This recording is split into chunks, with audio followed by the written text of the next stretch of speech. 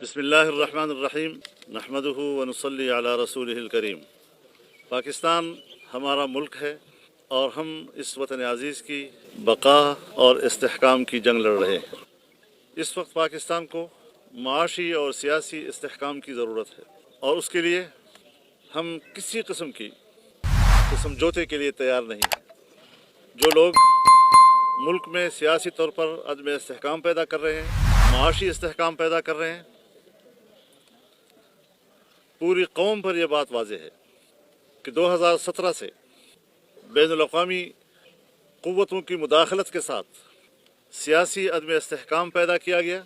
2018 में तारीख़ की बदतरीन धांधली के नतीजे में एक नाअहल और जाली हुक्मरान मुल्क पर मुसल्लत किया गया, जिसने मुल्क की मईशत को तबाह व बर्बाद कर दिया। IMF के साथ ऐसे मुआहदात किए